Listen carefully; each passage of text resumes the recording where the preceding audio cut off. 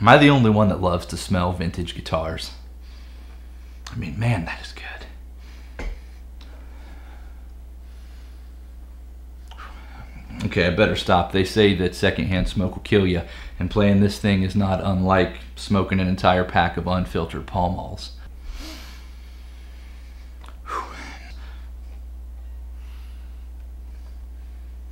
But man, that's good.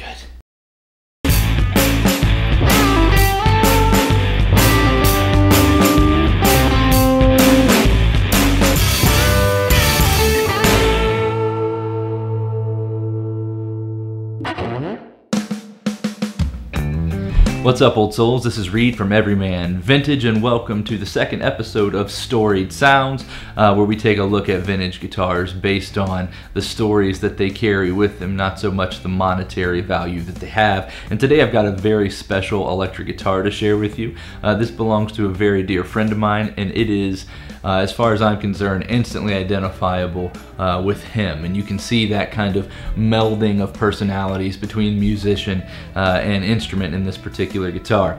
It is a 1972 Fender Telecaster, and man, I bet it's got some great stories to tell.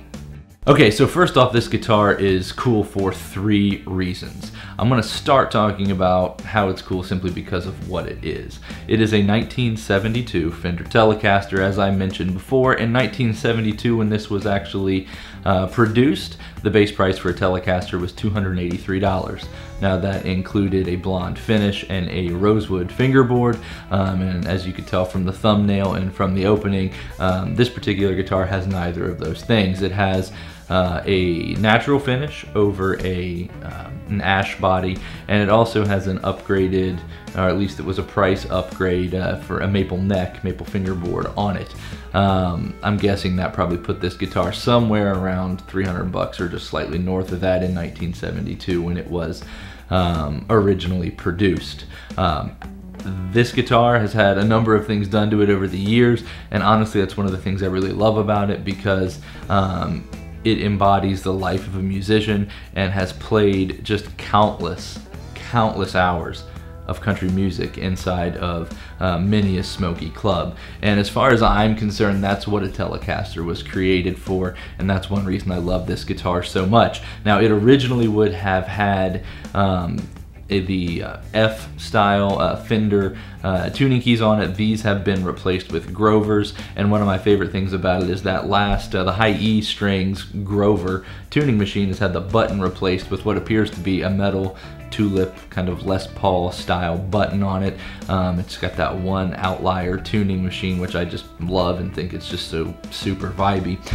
This guitar also originally had a white pickguard. This one was swapped out about 6 months after the second owner owned it, took the original white one off. He still got it, and he put this black pickguard on it, which we'll talk a little bit more about in just a little bit. Now I'm going to go a little bit lighter on the specs and the details this particular episode, just because the internet is awash with information regarding vintage solid body Fender electric guitars, and so I won't spend a ton of time on that. Suffice it to say that this guitar came with 2 single coil pickups on it. This is a transitional year in 1973 with regards to the string trees on the headstock. Those are intended to provide the appropriate break angle over the nut, so that like your E and B strings don't pop out when you're playing them, things like that. This one has 2. You'll find in 1972 some rolled out of the factory with 1, some rolled out of 2 with 2, and that's just kind of the way it was. It was a transitional year. Originally it did have 2 single coil pickups in it. This is the original single coil bridge pickup to the guitar. It's been replaced with the DiMarzio pre-BS single coil, which is just about the coolest name you can ever come up with for a replacement Fender style pickup. Somebody has also replaced the neck pickup with a humbucker. It's actually a Gibson T-top. Now Gibson T-tops were kind of transitioned into Gibson guitars in the the mid to late 1960s. You'll find some in the late 1960s still showing up with patent number pickups, and you'll find some as early as I think 1966 or so with T-tops. Either way, this one has a Gibson T-top humbucking pickup in the neck position, which just sounds absolutely fabulous. Now, I did pull the control panel out of this particular guitar. The tone pot has been replaced. The volume pot has not. It does date to 1972 like the rest of the guitar.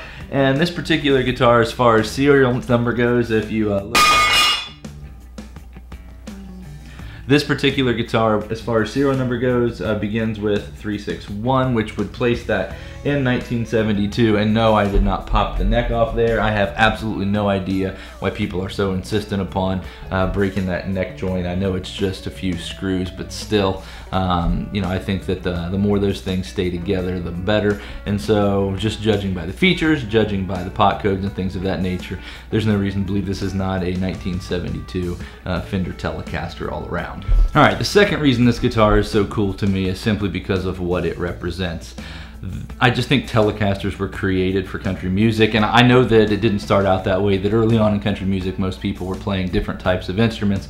However, once the Bakersfield sound rolls around and you've got Don Rich playing with Buck Owens and Roy Nichols playing with Merle Haggard, all of a sudden Telecasters become associated with country music. They've got that twangy sounding bridge pickup, and it's, you know, that kind of beautiful fat kind of round neck pickup going on. It's such a versatile guitar, but for whatever reason it's become instantly identified with country music. When I think of traditional country music, I think of some smoky old bar somewhere, and this guitar has lived countless hours in precisely that environment. It's got that the great like smoke colored and smoke stained finish on it. Still smells like secondhand smoke, and to me that's indicative of the fact that this guitar has spent its entire life doing exactly what it was created to do. And to me that is a super special thing. I don't like those guitars that are just put up or babied or whatever. This guitar was made to be played. It was made to play country music, and it has done that ever since it rolled off the production line in 1972. I think that's a really awesome thing. One of the things that just really screams country music to me, and I'll try to get some good pictures of this so you guys can see it, but my dear friend who owns this guitar, he in I believe 1980 swapped the white pick guard out for a black one, and then whenever he would go to a show he would take his telly with him, and then anyone he wanted to have sign that guitar he would just pull out his pocket knife and have them scratch their name into this replacement black pick guard. And so it bears some really cool names. One of them is Bobby Hicks, who played fiddle for Bill Monroe in the 1950s, probably most famous more recently for playing with Ricky Skaggs, and Ricky Skaggs, Kentucky Thunder, for a number of years. Played on a ton of hit records throughout the early 80s, and it's just a legend as far as playing the fiddle goes. It's got Marty Robbins, a legendary country singer, on there. It's got Lonzo Hooton from Lonzo and Oscar with his name scratched on there. Ray Flack, who's one of my favorite all-time Telecaster players, played with Ricky Skaggs in the early 80s and just had some absolutely manly Telecaster tone and was just a fabulous player from England. And then probably my favorite signature on there, it's got Roy Nichols' signature, who those of you who have ever followed Merle Haggard's career know that Roy Nichols' guitar playing is just absolutely essential to achieving the Merle Haggard sound. Not that that could ever be duplicated, both vocally or instrumentally, but regardless, this guitar has Roy Nichols' signature scratch into the pickguard as well. Now, I just think that is supremely cool. It's more evidence of to the fact that this guitar has done what it was intended to do its entire life. But you know, it's like with every one of those people and players that had that guitar in their hand, they just imbued some, I don't know, some really sweet country music mojo to it, and that really matters to me. Now, the third and final reason this guitar is particularly special and particularly interesting to me is because the person that it belongs to. There's a gentleman that lives here in Ohio. His name is Bill Perk, and he's been kind of a friend and mentor of mine for going on 20 years. I first met Bill when I was 15 years old.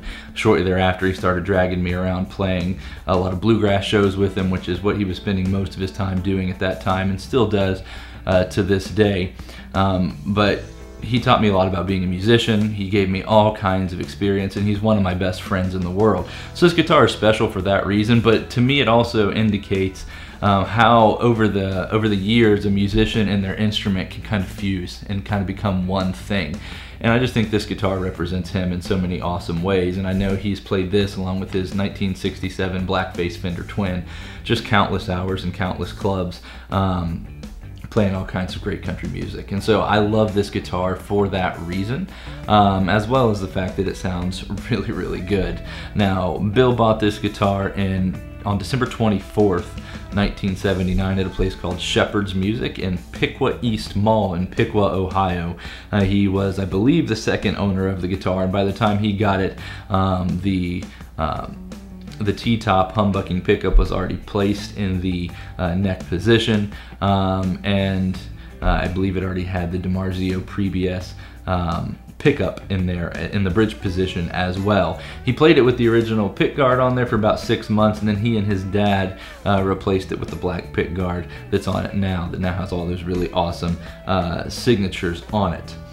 Now, Bill is probably most known for playing with this a regional group out of Ohio called Kevin Mabry and Liberty Street, with this great promotional photo of them. I'm not sure when this one actually came from, but there's Bill right there. I've got a number of other photos of Bill playing this particular guitar down through the years. I'll see if I can't get these up in the video so you can see a little bit better this guitar in its natural environment.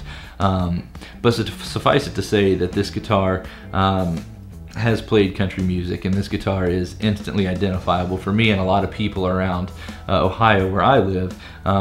It's just instantly identifiable with him, and to me that's what music is all about. It's about the relationships that you form with one another, the people that help shape you and speak into your life in profound ways as a musician. And I think that instruments and people can both do that. This guitar is just a stunningly great sounding guitar.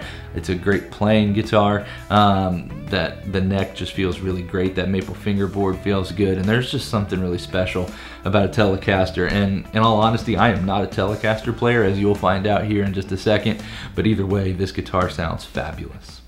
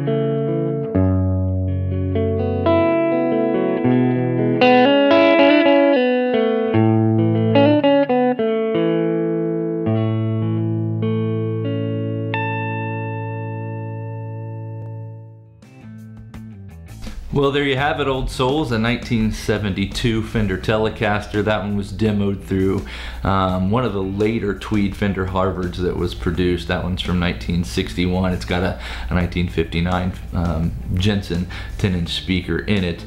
Just a great sounding amp, and I feel like it does a great job of showcasing what that guitar can really do. So thanks for tuning in to Storied Sounds. I'm Reed. This is Everyman Vintage. Make sure you both like and subscribe. Put a comment on the video in the comments section. Either way, make sure you subscribe. We've got lots of other really cool guitars to share with you, and we can't wait to do exactly that. So we'll see you next time here on Storied Sounds.